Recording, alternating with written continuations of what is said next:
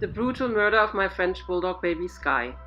My name is Annette Patrice von York. I'm a press photographer and an investigative journalist.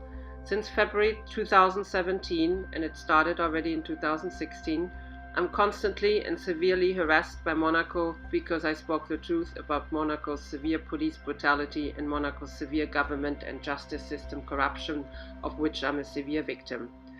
I was several times severely physically and verbally attacked by the police of Monaco. I was arbitrarily arrested several times. I was thrown out of places where I had the right to be. All my press accreditations were suddenly destroyed by Monaco with silly pretexts and lies. I discovered all of a sudden defamatory emails and text messages against me everywhere from people I hardly knew or didn't know at all. I even discovered a defaming press article against me. All my connections and all my jobs were intentionally destroyed in Monaco, in France, and even abroad. My phones and internet were wiretapped. I was followed and supervised. I was harassed, humiliated, and I was severely bullied and threatened. I counted over 200 severe incidents against me in about 2 years, and no justice in sight, because Monaco's justice system is severely corrupt. On November 16, 2018, I was brutally kidnapped out of my apartment in France, not far from Monaco, by the order of a certain Dominique of the CCAS of Roquebrune Cap Martin, a local social service that I never met before in my life. She somehow managed to influence the prefect to issue an order for my arbitrary arrest without even knowing me and without having any doctor or any legal documents of mine. Dominique falsely claimed that I was suicidal and that I wanted to jump out of her window. It was all a horrendous fake setup. I'm not suicidal at all, and I never stated that I would jump out of some window. I was only calling the CCAS 3 times before because I was running out of finances to buy food for me and my dog, because Monaco destroyed intentionally all my work, and because France declined illegally my welfare. That day again, I was severely aggressed and handcuffed, this time by the police of Menton, when I did nothing wrong and when I was only hanging out quietly at home with my dog. I was locked up in solitary confinement 24/7 for 2 long weeks. I was brutally attached to a bed 24/7 for 2 long weeks. I was supervised 24/7 and tortured aggressively with dangerous drug injections for 2 long weeks that made me very sick.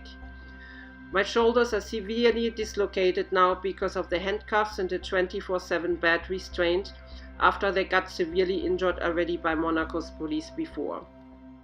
The plan of these criminals was to keep me locked up for up to 6 long months, the order of the prefect stated, when I had done nothing wrong. My very healthy French bulldog, a sensitive breed, was taken from me and put in this horrible animal shelter Falicon, Route du Mont Chauve in Falicon, Nice, to her certain death. This shelter takes in any breed just to make money, regardless of any losses. The impertinent director of the shelter, Cindy Jordana, left Skye day and night abandoned in a cold cage, surrounded by frightening, huge barking dogs. Skye froze brutally to death, and she died also of fear and of a big heartache. It was a brutal murder. I was not allowed to make any phone calls to find out where my dog was to save her. I asked several times every day because I feared the worst, and nobody ever answered me where I can find her. On November 30th, I was finally freed, but it was too late for my precious dog. When I tried to get my dog's body, my property, from the shelter, the director, Cindy Jordana, aggressed me severely verbally. She forbid me to see my dog's body in the cage where she apparently died. I had to call the police to finally see the body of my dog. They didn't come to the shelter. And I saw then that the body was mutilated. The left front elbow was in a very weird, unnatural angle. Frozen blood was coming out of her mouth, and slits were everywhere on her back from angular objects. Also, Jordana and her assistants Aurélie and Alison changed several times the date of my dog's death, and changed several times the story how and by whom my dog was chopped off / picked up. She claimed also my dog was with the municipal police of Menton. The mayor declined that. The Brigitte Bardot Foundation tried to act as a mediator and confirmed that I can pick up my dog from the shelter with a car, all confirmed with Jordana, but Jordana always changed her mind last minute. It cost me 2 expensive cabs, because the shelter is far up in the mountains and this Jordana constantly invented something new not to give me my property. Every single time I went up there, Jordana aggressed me severely verbally. She then instigated her boyfriend against me that I never met before, then threatened me several times with the police when I only wanted to pick up my dog's body. It was heartbreaking. And after 2 unsuccessful attempts to get my property back, Jordana, without my permission, dropped Skye's body off in a laboratory very far away from my home.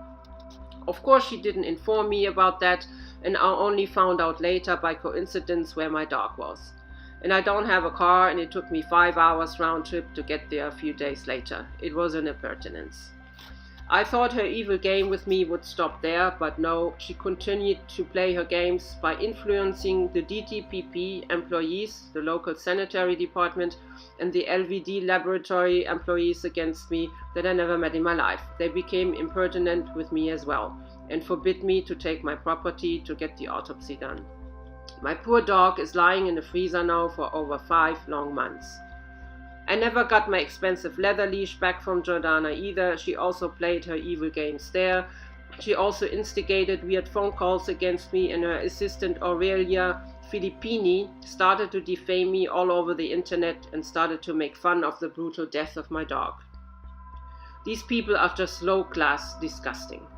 I recorded all verbal assaults and all wrongdoings by Jordana and her boyfriend, and I saved all internet defamation.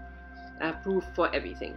Not only I suffered and I still suffer severely from the brutal death of my dog and my 2-week horrendous torture, I also had to put up with low-class, impertinent, aggressive trash people. After this ongoing abuse, I wrote to the director of the CCAS in Roquebrune-Cap-Martin, to the prefect, the mayors of Roquebrune, of Menton, of Beausoleil. I heard that the latter had some influence in this serious abuse too, to the mayor of Nice and other authorities, and nobody helped me or is taking any responsibility for this horrendous abuse case against me. Nobody. Not even the mayor of Roquebrune, where the CCAS is located. I went to the police in Nice to file a complaint. They rejected my request. Then, since the police of Beausoleil and Roquebrune are useless, Roquebrune even claims they are Monaco, I had to go to the aggressive police of Menton, but as soon as they saw me, they said that they have no time for me, and when I showed them the pictures of the dead body of my brutally murdered dog, they threw me out of the commissariat. And they were the ones who put my dog to a certain death. A few days later, the police of Menton called me to tell me that the police of Monaco was looking for me, another evil game. Monaco has my phone number and my mailbox address where they can send letters to if they want something from me. Another evil game to influence fans against me as well. I did not respond to that request, and I sent a letter to Monaco's police to stop their ongoing unbearable harassment. I have no more energy left.